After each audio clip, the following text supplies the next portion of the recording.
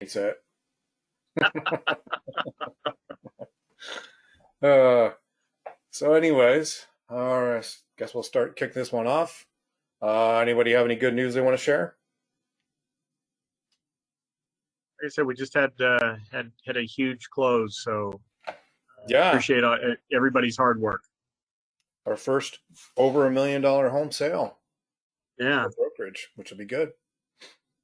I guess it I. actually went a whole lot easier than that $300,000 sale. Oh my. Yeah. Well, I hope they're happy. I'm sure his wife's Oh, very me happy. too. Me too. He won't answer my texts, but Yeah. I think it's still good. Well, that's all right. Sometimes people drop off like that. Yeah. So I was going to start off with some market update stuff. I was going to start off with some national news. We don't really talk about nationally, but NAR kind of puts this out, which I thought was kind of funny that they put out an infographic and a couple of other things that anybody can get access to and pick up if you want to show it to your listings. They only do it every quarter. So, but existing home sales, they're showing them up. Month over month, it's over or down. Sorry, excuse me, a little bit, mostly because probably interest rates and threats of inflation coming around. But interestingly enough, the median sales price nationally is 340, which kind of compares with our 390 when everybody thinks we're such a cheap market. But actually, we're above the national average now at 390,000. The average sales price being a half mil. So we still have a lot of people coming in buying up all our luxury houses. As far as the statistics, our active listings actually are still ticking up slightly. Things going under contract are actually going down. Let's get rid of that message. Our pendings are down also, which is kind of odd. This is the first time it's happened since, well, basically since the snapback after the pandemic when people started going and shopping again. We're just barely over half a month's supply, but that really depends on which price range you're looking at, as we'll get into in a second. This is kind of the comfort market index on all our major cities. Things are ticking down, which is good. That's a good thing. We should be hopefully getting around to that 300 where we started out around 2020 before all the craziness happened. That'd be a little bit more normal for our Phoenix market. Our active listings still very anemic. We're down still only about 4090. We've been hovering around that, mid 3000s all week. Typically this time of year we're supposed to be around 12,000. So, and then starting to tick back up a little bit because of summer, and nowhere near that number. Oh, don't reload on me. This was kind of interesting. I was just looking at, based on zip codes, what our average sales prices are. Everything on these reddish tones are basically all your luxury markets and semi-luxury. All of our oranges is where kind of most of us play around in, which is around the 2, 3, 400,000s. Or sorry, 300,000s are actually in blue, which pretty much, all west side over here and some of Mesa. And then greens, our green markets are starting to shrink for 200,000 or less that are not condos. Days on market, we were talking about, still pretty dang low on average, or even cumulative days on market, 20 days, which seems like a forever in this market. But that's kind of where we're at the moment. Most markets are at less than, 2 weeks. Notice trustee sales still haven't kicked up yet. Most likely because banks are kind of afraid to put people out of their house right now. Those should be ticking up slowly because those people that got forbearance last year, they're TikTok running out of time to either make good or get refinanced. As we're talking about before, month supply still hovering around that 2 week period. It's slowly ticking up slightly, but nothing where we should be in a normal market. And then listings by transaction type, just to show that, yeah, we're not getting any REO or foreclosures or anything like we used to.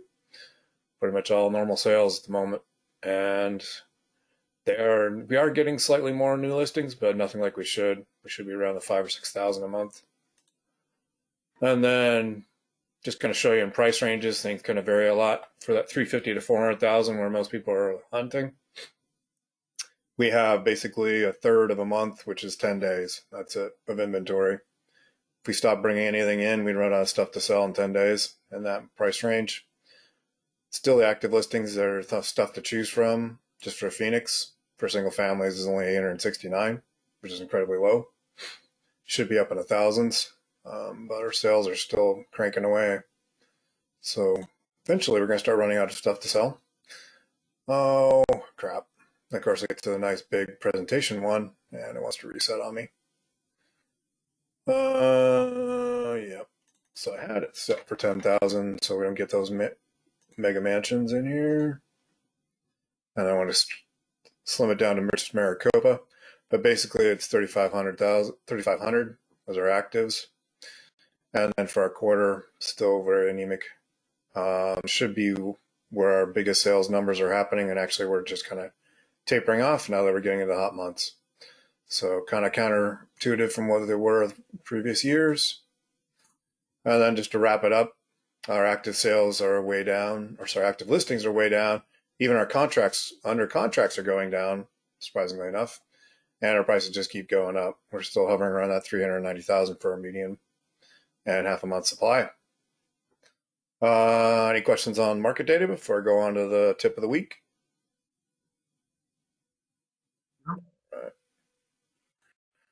All right, so this week I was going to talk a little bit about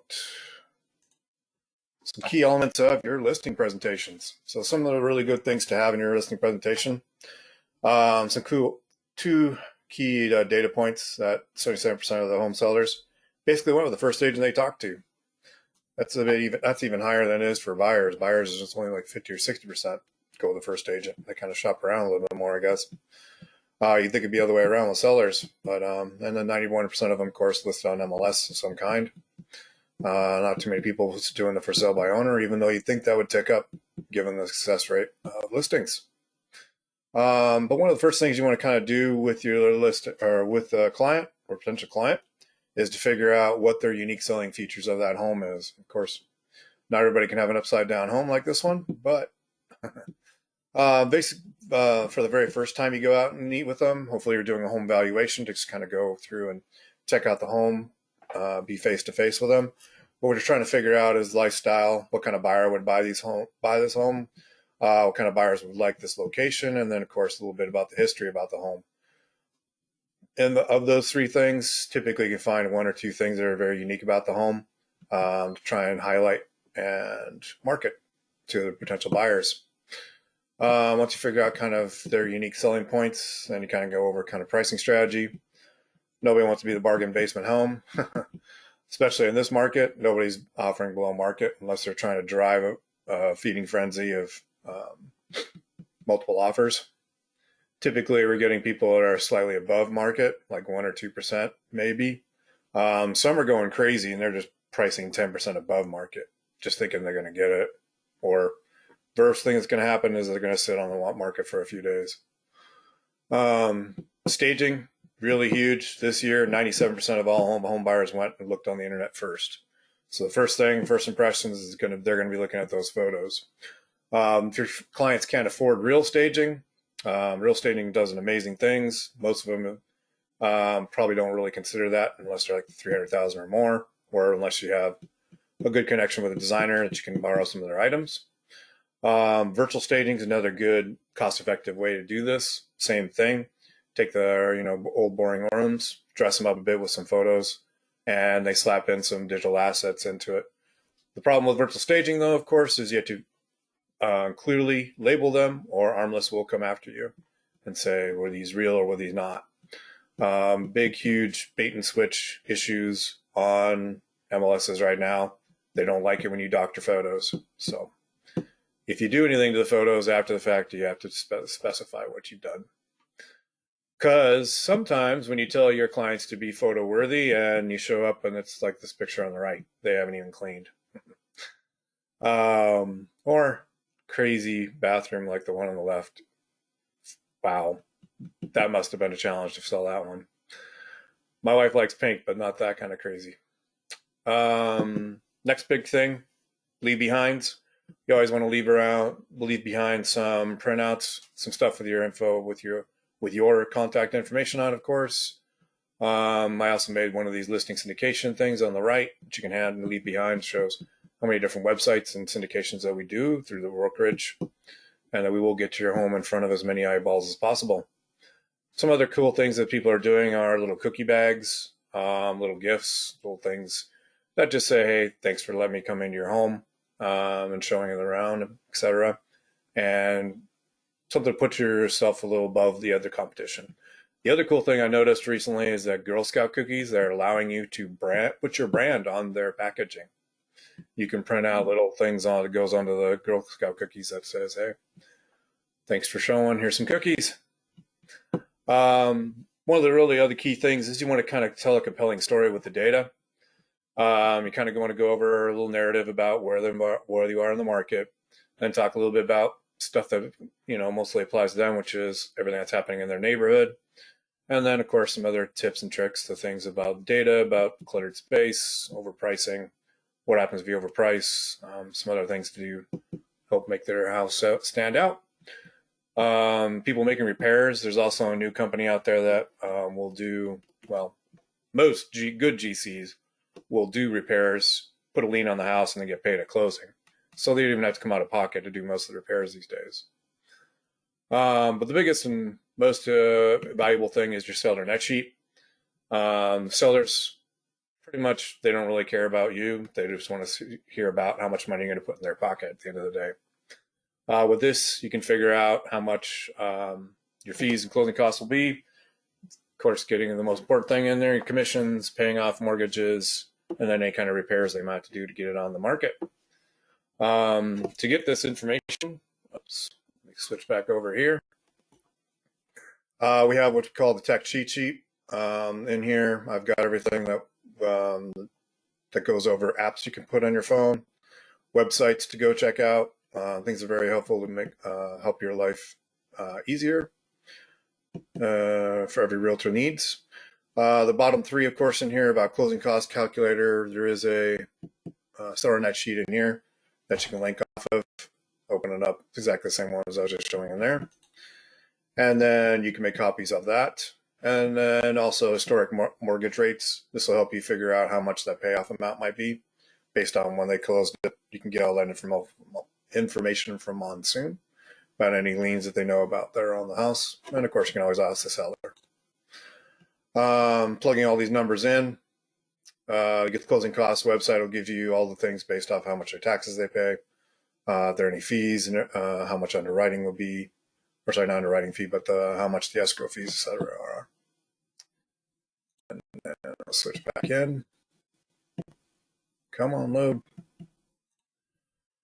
And then just final thought, majority of people out there looking on the internet, sellers are looking for what are articles on curb appeal, how to do showings, maybe how to price their own home, or even aspects of like what's the ROI on various home improvements.